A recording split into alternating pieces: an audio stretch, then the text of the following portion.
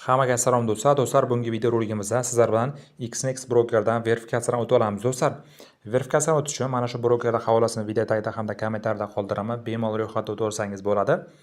Birinchi qatorga counter degan joyga O'zbekiston davlatini tanlab qoldirasiz. Mana O'zbekiston desangiz kelib chiqadi va ikkinchi qatorga o'zingizda doimiy foydalanadigan email pochtangizni hamda bu yerga parol yozishingiz kerak bo'ladi. Parol 8 tadan 15 talik bo'lishi kerak. Katta harf, mayda harf hamda turli xil belgilarni qo'yasiz. Va continue degan tugmani bosib ro'yxatdan o'tib olamiz. Do'stlar, endi keyingi navbatda bizda bu yerda so'rayapti, demo akkaunt ochamiz yoki realmi deyapti. Bu yerda sizlar real tanlab qoldirasiz. Mana real akkaunt shu tugmani ustiga bir marta bosamiz va keyingi bosqichga o'tamiz. Do'stlar, mana biz ro'yxatdan ham o'tib oldik. Endi sizlar bilan verifikatsiyadan o'tishni ko'rsataman. Complete profilga bosamiz. Bosganimizdan so'ng bizdan mana bunday bo'linma ochiladi. Ya'ni birinchi qatorga email pochtamizni tasdiqlashimiz kerak. Buni tasdiqlash uchun mana get started now degan tugmani bosadigan bo'lsak, bizda email pochtamizga SMS kod boradi. Mana hozir bosaman.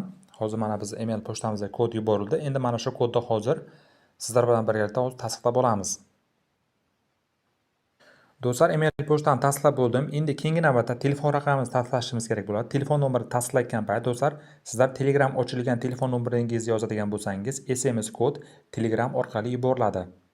Do'stlar, endi mana qarang, oxirgi bo'limda biz misol uchun bu yerga birinchi qatorga ismimizni hamda familiyamizni hamda tug'ilgan oy sanani hamda bu yerda biz o'zimiz davlat, ya'ni O'zbekiston davlatini tanlab qoldiramiz hamda bu yerda jinsingizni tanlab qoldiramiz va o'zingizni misol uchun viloyatingizni va shaharni yozib qoldirib, continue degan tugmani bosib keyingi bosqichga o'tib olamiz. Do'stlar, endi keyingi bosqichda bizga turli xil savollar beriladi. Bu yerda misol uchun investment deb tanlab qoldirasizlar va bu yerdan bizni kasbimizni so'rayapti. Bu yerda student deb tanlab qoldirasiz. Agar siz student bo'lmasangiz ham student deb qo'yasiz. Endi bu yerda misol uchun turli xil mana education deb qo'yasiz. Savollarga javob berishimiz kerak bo'ladi. Va do'stlar, bu yerda ham savollar berilyapti. Bunga ham misol uchun birontasini mana biznesmen tanlab qoldiramiz. Va do'stlar, biz bu yerda bizni balansimizni so'rayapti. Balansingizni 100 mingdan 250 ming dollargacha yoki 50 mingdan 100 ming dollargacha qo'yasiz. Sizdan mana shu balans bo'lmasa ham shu balansni qo'ying. Misol uchun mana 100 mingdan 250 minggacha, bunda mana 50 mingdan 100 minggacha qo'yasiz va 50% ni qo'yamiz bu yerga. Va do'stlar, bizda oxirgi 3 yilda qancha misol uchun savdo qilganmiz deyapti, ya'ni real akkauntda deyapti. Bu yerda 100 tadan ko'p deb tanlab qoldirasiz agar siz savdo qilmagan bo'lsangiz ham. Va bu yerda misol uchun haftada qancha vaqtingizni ajratasiz deb so'rayapti. 4-12 soat qo'yasiz. Va bu yerda siz savdo qilganmiz deyapti, ya'ni yes da qo'yamiz hamda bu yerda 1000 evroni tanlab qoldiramiz va birinchisini tanlab qoldirgan holatda qo'yamiz. Endi bu yerda mana forex ni qo'yasizlar va continue degan tugmani bosib olasiz. Endi oxirgi savol, XNX brokerni qayerdan eshitdingiz deyapti. YouTube deb tanlab qoldirasiz va continue degan tugmani bosib endi keyingi bosqichga o'tib olamiz. Endi qarang, mana 3 ta nuqtani, ya'ni galchkani qo'yib olamiz. Qo'yib olgandan so'ng mana submit degan tugmani bosib tasdiqlab olamiz. Do'stlar, mana biz verifikatsiyaning bir qismidan o'tib bo'ldik. Endi to'liq verifikatsiyadan o'tish uchun mana identifikatsiya now degan tugma bor. Mana bu pastdagi tugma, shu tugmani ustiga bir marta bosib, hozir o'zimizda biz shaxsiy ma'lumotlarimizni, ya'ni pasportimizni rasmga tushirilgan holatini hamda yashash joyi ma'lumotini yuborib olishimiz kerak bo'ladi. Bu yerda mana dokument yuklash degan tugma bor. Shu tugmani ustiga bir marta bosamiz. Bosganimizdan so'ng bizda endi keyingi bosqichga olib o'tadi. Hozir sizlarga mana shuni ham batafsil ko'rsataman. Mana bu yerda mana kapchani qo'yasiz. Ya'ni galchkani va submit document degan tugmani bosib, bu yerda pasportingiz bo'lsa pasport, bo'lmasa ID karta tanlab qoldirasiz. Endi qarang, mana pasportni mana shunday qismini, to'g'ri tushirilgan rasmini, tiniq rasmini mana bu joyga yuklashingiz kerak bo'ladi. Yuklab olasizlar.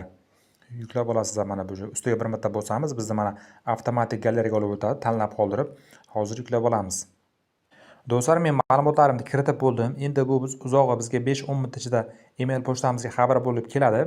Endi qarang, sizlarga ungacha misol uchun hisobimizni qanday qilib MetaTrader 5 ga qo'shishni ko'rsataman.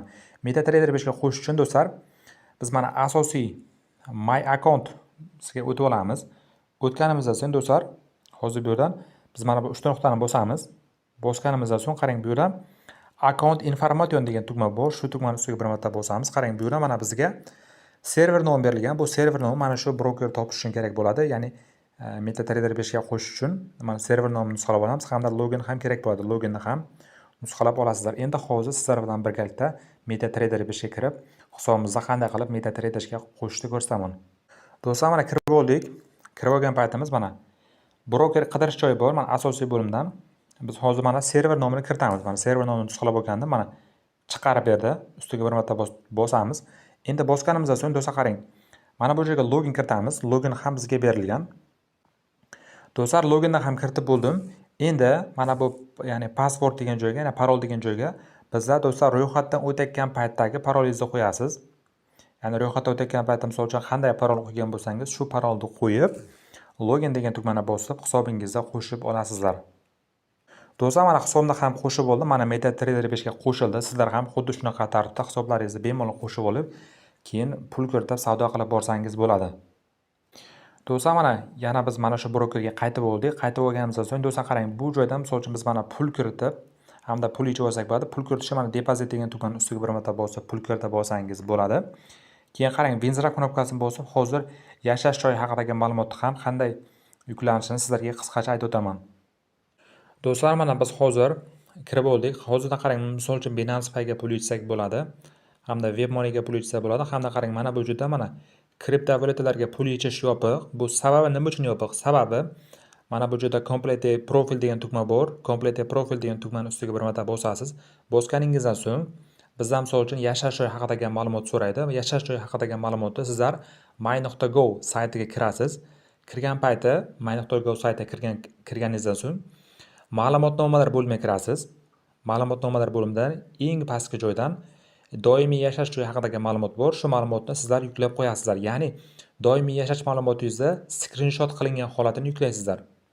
Do'stlar, xuddi shunaqa qattiq yuklaysiz. Yuklaganingizdan so'ng bu tekshirib oladigan uzog'i 5-10 minut ichida mana bular ham ochiladi. Keyin bemalol pul yechib, pul kiritib olsak bo'ladi. Do'stlar, xuddi shunaqa tartibda savdo qilib borasizlar. Hammaga omad.